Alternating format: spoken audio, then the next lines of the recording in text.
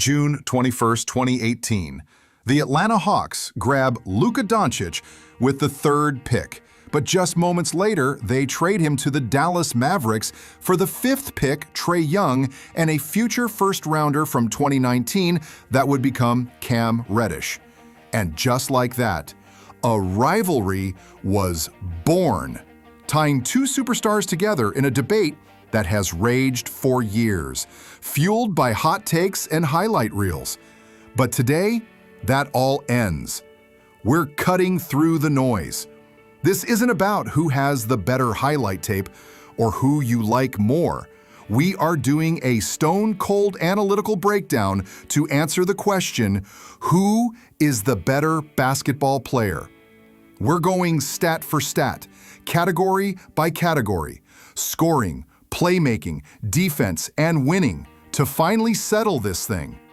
The numbers don't lie, and by the end of this, you will have the definitive answer. Look, the modern NBA is all about one thing: getting buckets. And both Luka and Trae are offensive superstars, but they do it in completely different ways. First up, Luka Dončić.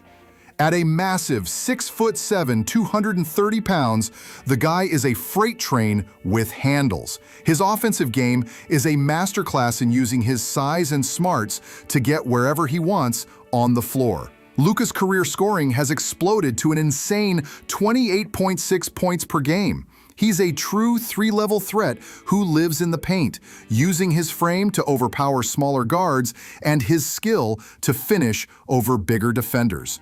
While he can hit the three, his real gift is his unstoppable attack inside the arc. He even has a scoring title from the 2023-24 season to prove he's one of the most relentless scorers in the game. Then there's Trae Young. At 6'1", Trae is the modern point guard. The second he crosses half court, the entire defense has to panic. His career average is a deadly 25.3 points per game. Trae's game is pure electricity, built on lightning speed and a range that stretches to the logo. This threat completely bends the defense. To make up for his lack of size, he's a genius at drawing fouls, living at the free throw line and knocking them down at an incredible 87% clip for his career. And his signature floater?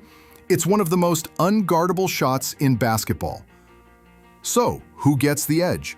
Trae's limitless range is a game changer, but the win goes to Luka. Dončić simply scores more, and he's been a more efficient scorer over his career. That blend of high-volume scoring with better efficiency gives him the clear advantage. If scoring is making shots for yourself, playmaking is making them for your teammates. And this is where the argument gets really interesting. Trae Young is an absolute wizard with the ball. He sees the game in slow motion, whipping passes through windows that nobody else even sees. His career average of 9.8 assists per game is just massive. He consistently ranks among the league leaders and has even led the league in total assists before. He's a passing genius, but that high-risk style has a downside. He turns the ball over a lot, which you have to factor in. Luka is a totally different kind of playmaker. His 8.2 assists per game is an elite number, especially for a guy who also has to score 30 a night. But what truly sets Luka apart isn't just his passing, it's his rebounding. Luka grabs 8.6 rebounds a game, more than double Trae's 3.5. This isn't just a random stat. When Luka grabs a defensive board, he becomes the fast break. There's no outlet pass needed. He just goes, creating instant offense for his team. This category is razor thin. If you just want a pure passer, Trae might be the best in the business. But when you look at the total offensive responsibility, scoring, assisting, and starting the break by rebounding, Luka's overall impact is just bigger. The edge goes to Luka. We've covered offense, but what about the other side of the ball? Before we dig into defense and which player shows up in the biggest moments, do me a favor and smash that like button if you're enjoying this breakdown. It seriously helps out. All right, let's talk D. Let's be real, neither of these guys is making an all-defensive team.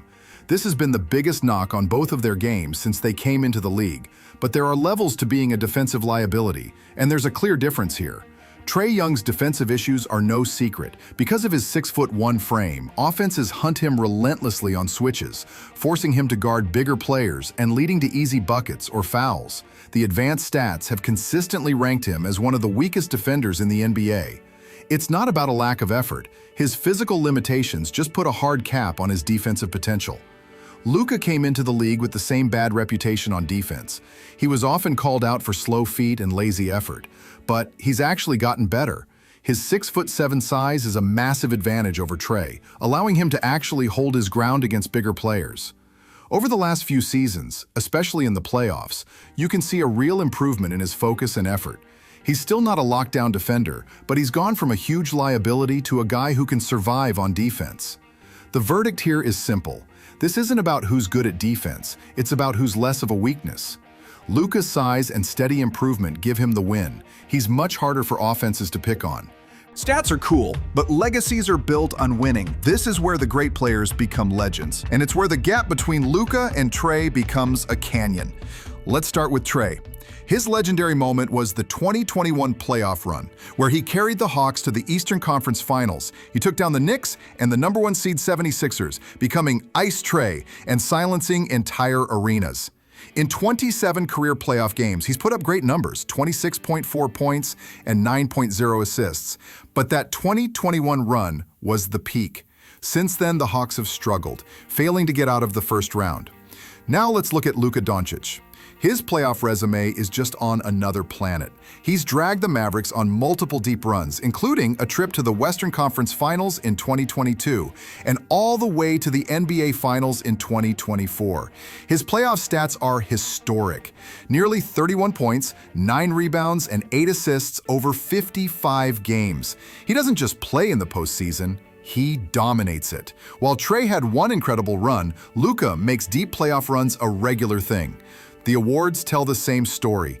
Both are multi-time All-Stars, but Luka has been named to the All-NBA First Team 5 times. Trae has one All-NBA selection on the third team.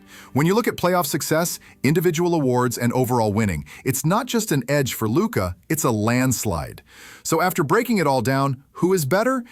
We promise to cut through the hype and give you a straight-up numbers-based answer. When it comes to scoring, Luka wins with more points and better efficiency. For playmaking, it's incredibly close, but Luka's rebounding makes him a one-man wrecking crew, giving him a slight edge over Trae's pure passing. On defense, Luka is the clear winner simply by being a less vulnerable target. And in the moments that matter most, the playoffs, Luka's resume absolutely dwarfs Trae's. The verdict is in. While Trae Young is an unbelievable talent and a certified superstar, the evidence proves Luka Dončić is the better, more complete player. He scores more, creates offense in more ways, is a better defender, and has won at a much higher level. The 2018 draft trade will be debated forever, but the facts on the court have settled the score. So that's what the numbers say. But the best part of sports is the debate. That argument is going to keep going in comment sections, barbershops, and bars forever. So now I'm turning it over to you. We gave you the data, but who are you taking? Drop a comment below and tell me who you'd build your team around, Luka or Trae, and why. If you loved this breakdown, subscribe and hit those notifications so you don't miss the next one. Thanks for watching.